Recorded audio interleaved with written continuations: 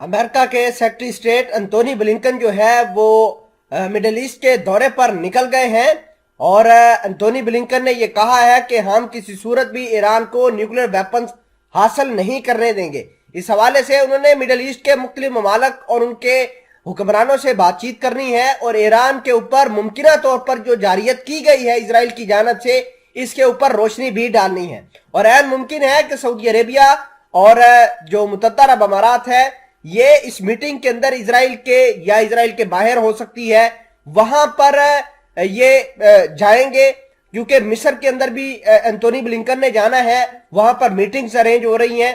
तो हो सकता है कि मुत्तहदा अरब अमारात सऊदी अरेबिया के हुकाम जो है मिस्र में एंटोनी ब्लिंकन के साथ बातचीत करें और वहां पर इजरायली भी मौजूद हों।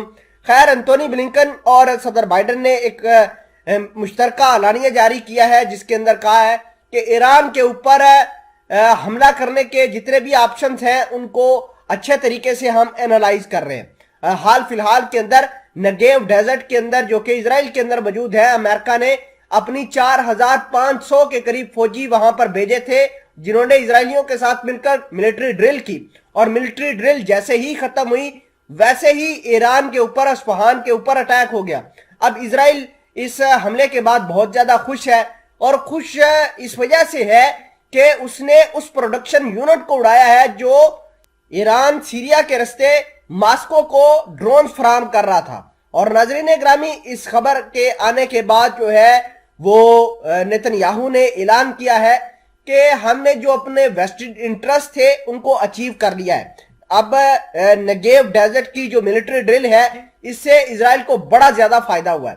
फायदा इस वजह से कि एक तो इन्होंने अमेरिका के हथियारों की मदद से सीरिया और इराक के बॉर्डर के ऊपर मौजूद जो ईरान की पासदाराने इनकलाब के 25 ट्रक थे इनके ऊपर कल अटैक करके उनको बर्बाद कर दिया है। और ऐन मुमकिन है कि 25 के 25 ट्रक के जो चलाने वाले लोग थे वो भी मारे गए होंगे।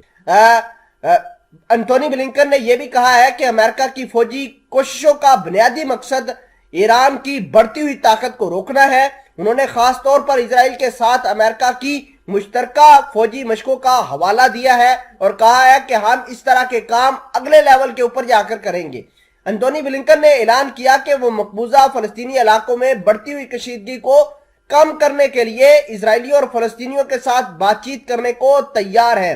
एंटोनी ब्लिंकन ने सऊदी अरेबिया अमेरिका ताल्लुकात के बारे में आज इजहार ख्याल करते हुए कहा कि उनके मुल्क और मुमलिक के दरमियान अहम ताल्लुकात गुज़श्ता कई दहाइयों से इस्तवार है।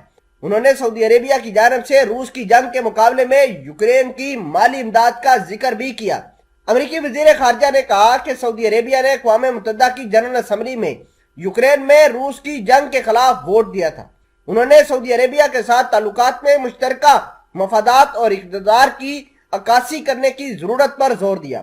एंटोनी ब्लिंकन ने वाजिया किया कि हमें ओपेक प्लस के तेल की पैदावार में कमी के फैसले पर तफ्शीश लाहक थी। उन्होंने ये बताया कि वाशिंगटन यमन में जंग के खात्मे के लिए सऊदी अरेबिया के साथ मिलकर काम कर रहा है। हमने अब यह भी देखना है कि ईरान के मामले को लेकर अमेरिका के एंटोनी ब्लिंकन का ये विजिट जो है मिस्र और इजराइल के अंदर कैसा रहेगा और इसके क्या रिपरकशंस आ सकते हैं।